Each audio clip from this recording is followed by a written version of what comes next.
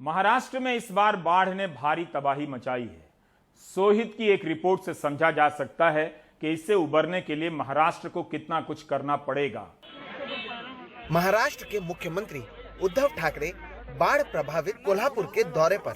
कोल्हापुर में बाढ़ से 7 लोगों की मौत हुई है, तो वहीं पूरे महाराष्ट्र में भारी बारिश के कारण अब तक 209 लोगों की जान जा चुकी है और हजारों परिवार बेघर हो चुके हैं।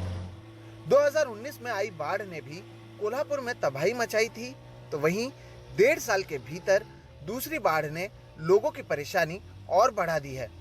नागरिकांच्या ह्याच अपेक्षा आहेत की आता हे दरवर्षी व्हायला लागलं। आम्ही जे काय कष्टाने कमावतो ते असं सगळं वाहून जायला लागले, संसार उद्ध्वस्त होत आहे। आता मात्र याच्यावर काहीतरी कायमस्वरूपी तोडगा काढा।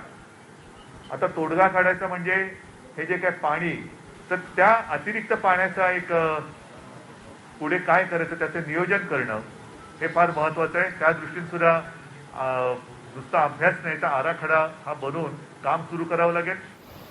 भारी बारिश का असर महाराष्ट्र के कोंकण और पश्चिमी जिलों पर पड़ा है। रत्नागिरी, रायगढ़, कोल्हापुर, सांगली, सातारा जैसे इलाकों में तबाही दिखती है। राहत और बचाव का काम जारी है। अब तक 4,35,000 से ज्यादा लोगों को सुरक्षित स्थानों पर ले जाया गया है। इस बीच अब इन इलाकों में ज्यादा बीमारी ना फैले, इसके लिए प्रशासन की ओर से कड़े कदम उठाए जा रहे हैं। जो भी पोस्ट फ्लड जो इम्पैक्ट होता है, खास तौर पर जैसा कि डायरिया हो सकता है, लेप्टोस्पायरोसिस हो सकता है, या वाटर बॉर्न जो भी डिसीजेस होते हैं, फिर वेक्टर बॉर्न डिसीजेस में मलेरिया हो सकता है, डेंगू हो सकता है, तो इन सभी डिसीजेस के लिए उसको प्रिवेंट करने के लिए जो भी मेडिसिन करते हैं और जो व्यवस्था करनी पड़ती है, वो व्यवस्था हमने वहां पर किया है। भारी बारिश का असर मुंबई के कई निचले इलाकों पर भी पड़ा है। कुर्ला के शास्त्री नगर की झुग्गियों में रहने वाली 65 वर्षीय शाहिदा कुरैशी ने बताया कि इस साल मॉनसून के पहले 2 महीनों के भीतर ही इनके घर में 4 बार पानी भर चुका है। मीठी नदी से 200 मीटर की दूरी पर इनका घर है। भारी बारिश और नाला सफाई सही से नहीं होने के कारण हर साल इन्हें इसी तरह की परेशानियों का सामना करना पड़ रहा है। कपड़े लगते हैं ना, पहले से तैयारी में हम लोग रहते हैं, पहले से हम लोग तैयारी में रहते। देखो ये गद्दा है, ये डॉक्टर गद्दा है और ये भीग जाएगा, सूखेगा नहीं। देखो ये सब चीज़ हम लोग ऐसा बांध के रखे, गट्टी ये सब ऐसा, ये बिस्तर उस्तर सब बांधते हैं, सब ऐसा ऊपर फेंक देते हैं और अपनी जान लेके भाग जाते हैं। क्योंकि दूसरे के घर में तो आदमी है, हेल्प होएगा, हमारे कौन हेल्प करेगा, हम अकेले। ये ऐसे मैं पहले से सब कपड़े बांध के रखी हूँ।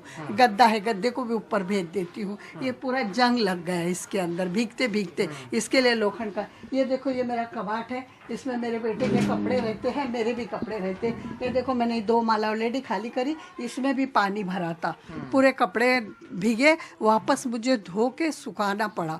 वो धो 4 बार। अभी इतनी बारिश में तो कोई ज़रूरत ही नहीं है भरने की, क्योंकि अभी नवी बारिश है, गटर खींच रही है, लेकिन 4 बार भरा पानी। जगह जगह पर हुए जल जमाव के लिए भारी बारिश को भी जिम्मेदार माना जा रहा है। महाराष्ट्र के महाबलेश्वर में 24 घंटों में 594 मिलीलीटर बारिश रिकॉर्ड की गई, तो वहीं मुंबई सहित राज्य के कई हिस्सों में भी देखा गया है कि 24 घंटों के भीतर ही 200 मिलीमीटर से ज्यादा बारिश हो जाती है, जिसके वजह से परेशानी बढ़ती है। For the last few years ये इफेक्ट्स हम देख पा रहे हैं कि इरेक्टिक रेनफॉल्स हो रहे हैं, कभी भी बारिश आ रही है, या साइक्लोन के पैटर्न्स चेंज हुए हैं, more number of cyclones are being observed and experienced. तो इसका सारा जो कुछ रीजन है, दिस इज क्लाइमेट चेंज, जिसमें primary reason is the warming of the ocean and land temperature. Global warming के साथ ही दिन रात लगातार हो रहे निर्माण को इसकी एक बड़ी वजह माना जा रहा है। एनसीपी प्रमुख शरद पवार का भी कहना है कि फ्लड लाइन इलाकों पर हो रहे निर्माण के कारण भी हालात खराब हुए हैं। कि हर रिवर के बारे में डेवियस लाइन सरकार की तरफ से तय की है। इस लाइन के अंदर लोगों ने मकान बनाए हैं, इसकी कीमत देनी पड़ती है। जब राज्य सरकार बैठेगी आगे का पुनर्वास करने के लिए, इसकी पॉलिसी तय करने के लिए, तब ये डेंजर जोन में जो मकान आते हैं इसके बारे में उन्हें सोचना होगा। मुंबई नगरी करीब करीब 80% तो जमीन में मिट्टी डाल के उसका भराव करने से रही है। और चूंकि इस तरह से वो बनी है, उसमें कुछ जगह जिसमें पहाड़ है, जिसमें चट्टाने हैं, उसको अगर आपने छोड़ दिया तो बाकी सारी जगह बिल्कुल लो लाइंग है।